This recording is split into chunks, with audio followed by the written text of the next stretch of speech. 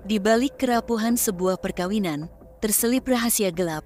Sang istri terjerat dalam lingkaran selingkuh dan keserakahan. Saat cinta buta membutakan matanya, dia bersumpah dengan seorang pria asing untuk merencanakan menghilangkan napas suaminya sendiri. Namun, rencana mereka terbongkar, meninggalkan jejak tragedi dan pengkhianatan. Lantas, bagaimana kisah ini bermula? Yuk kita bahas.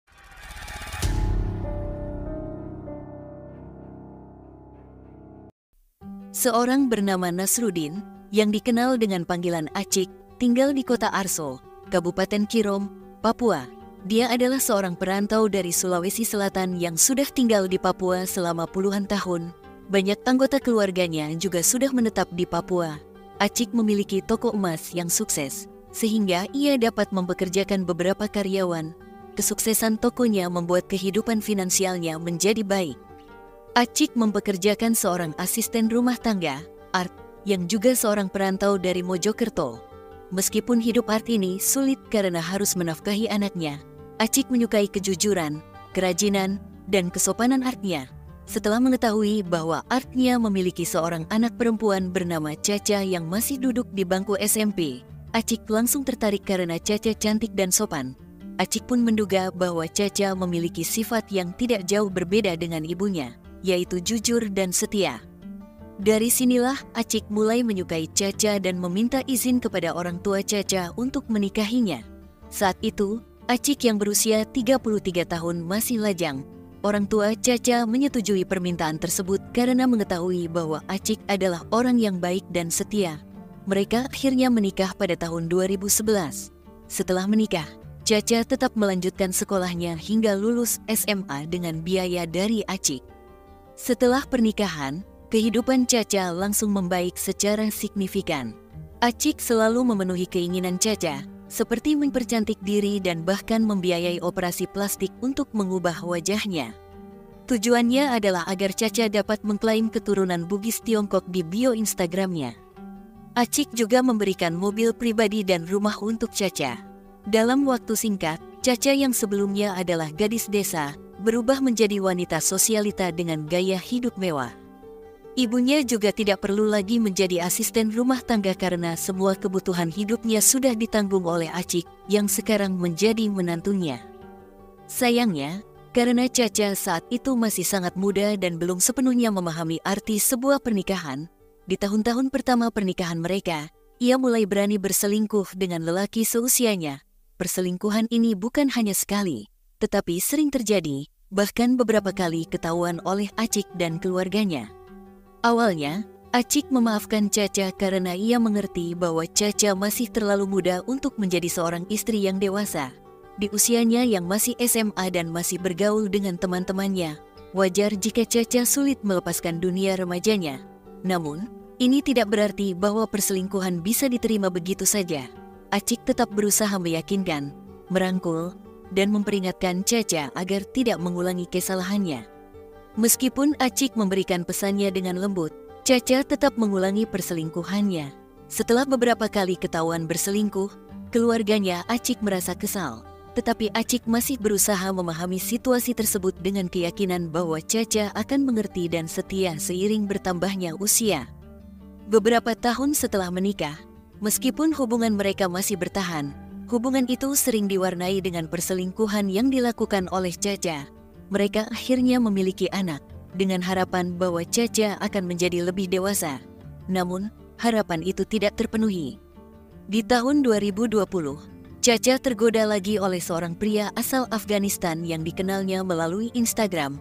Pria tersebut bernama Mahdi Merbane, seorang warga negara asing dari Kabul, Afghanistan, yang merantau ke Indonesia sejak tahun 2019 untuk tinggal bersama kakaknya yang memiliki kafe di Jayapura, Papua.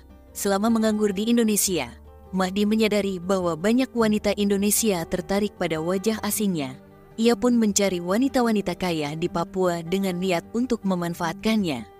Mahdi melihat Caca, seorang wanita sosialita cantik, dan langsung mendekatinya melalui Instagram. Caca merespons dengan cepat dan mereka pun saling menyukai.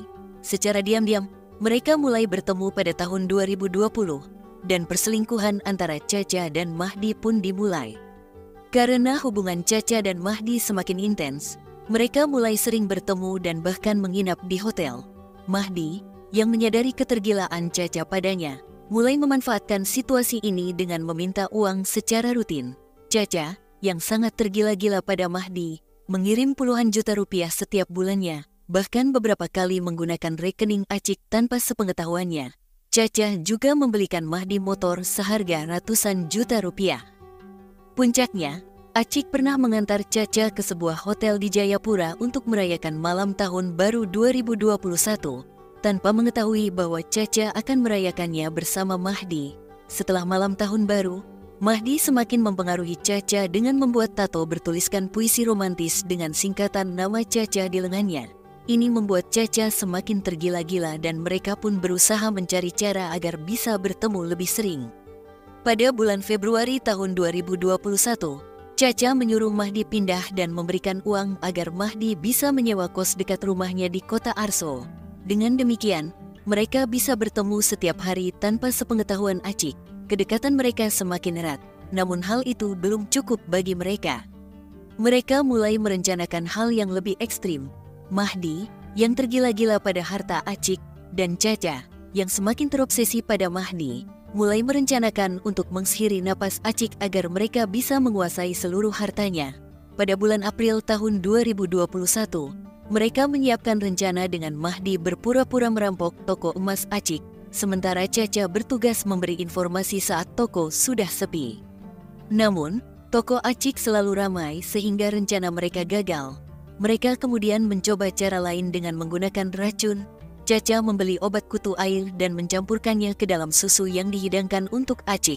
Namun, setelah Acik meminum susu tersebut, tidak terjadi reaksi apapun karena racun tersebut dinetralkan oleh susu. Karena cara tersebut gagal, mereka mencari dukun santet dan membayar 50 juta rupiah untuk menyantet Acik. Namun, setelah berhari-hari, tidak ada reaksi apapun dan Acik tetap sehat. Rencana mereka pun terus gagal, meskipun berbagai cara telah dicoba. Karena santet yang mereka coba tidak berhasil, Caca dan Mahdi kembali ke dukun itu untuk menambah 50 juta rupiah lagi, berharap santetnya berhasil. Namun, meski sudah menghabiskan 100 juta rupiah, tetap tidak ada reaksi apapun. Akhirnya, Caca datang ke kosan Mahdi untuk membahas rencana ini lebih serius.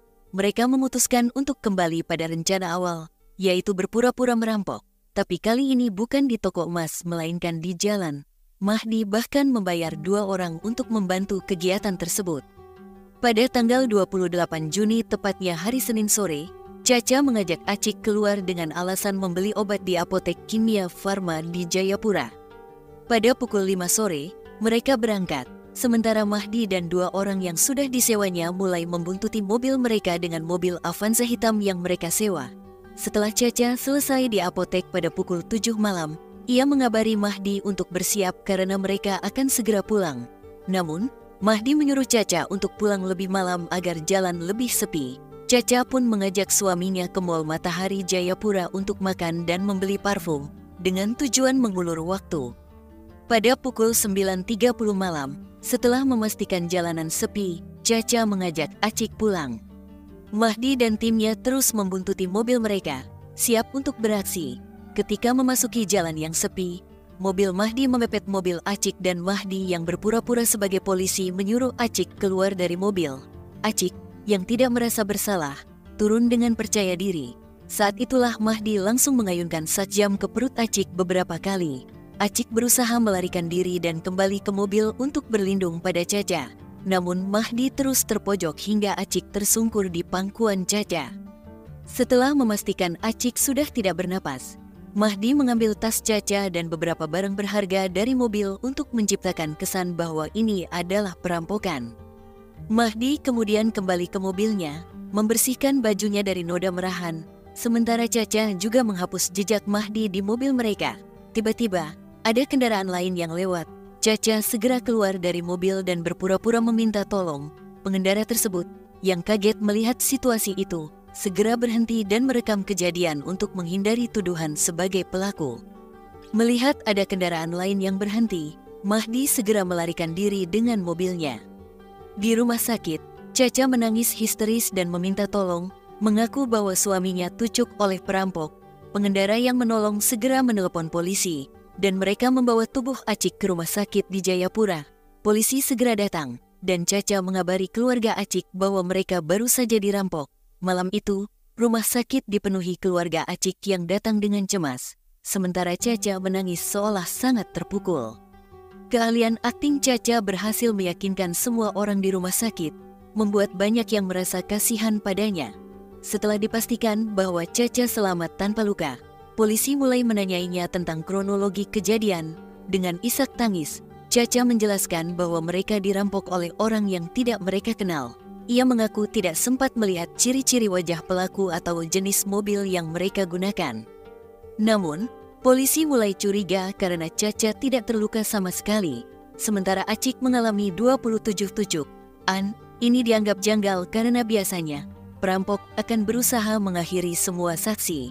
Selain itu, banyaknya tusukan pada tubuh Acik menunjukkan motif dendam atau masalah pribadi, bukan sekadar perampokan biasa.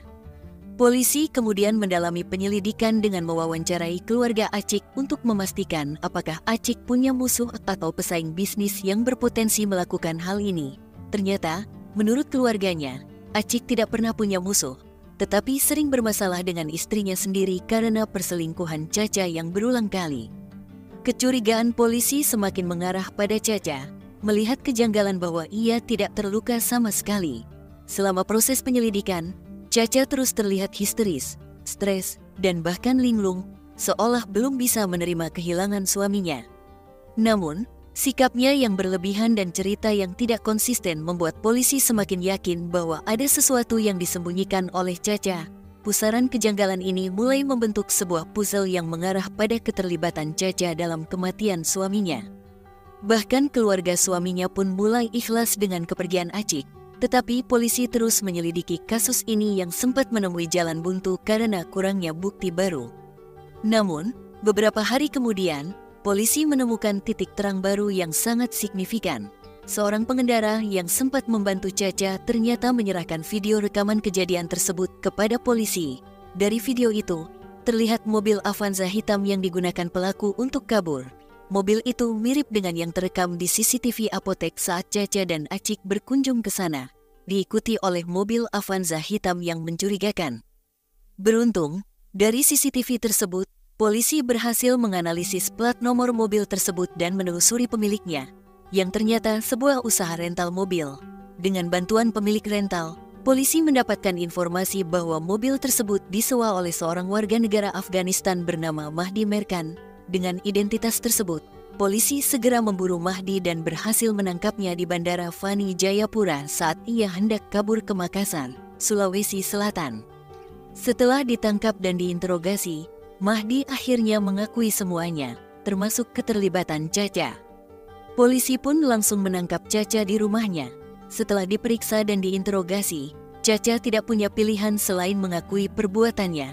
Pengakuan ini mengejutkan semua orang, terutama keluarga Acik, yang tidak menyangka bahwa pelakunya adalah istri Acik sendiri. Keluarga Acik dan warga sekitar sangat marah, mengetahui bahwa semua ini dilakukan Caca demi merebut harta suaminya untuk hidup bersama selingkuhannya. Keluarga Acik yang sudah lama tidak menyukai Caca karena sering berselingkuh semakin marah. Acik, yang selalu membela dan memahami Caca, dikhianati dengan cara yang sangat kejam. Mahdi, yang hanya bermodal tampang, berhasil mempengaruhi Caca untuk melakukan tindakan keji ini. Akhirnya, keduanya dijatuhi hukuman penjara seumur hidup. Hukuman ini dianggap lebih memuaskan karena mereka akan menjalani sisa hidup mereka di balik jeruji besi, tanpa pernah menghirup udara bebas lagi. Beberapa orang berpikir bahwa hukuman mati terlalu ringan, karena pelaku bisa saja berharap untuk bertobat dan akhirnya bertemu Tuhan setelah dieksekusi.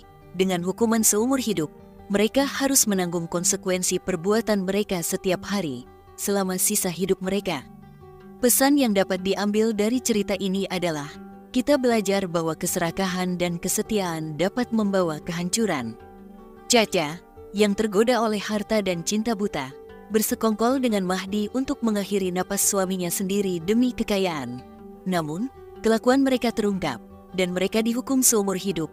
Pesan ini mengingatkan kita pentingnya integritas, kejujuran, dan kesetiaan dalam hubungan.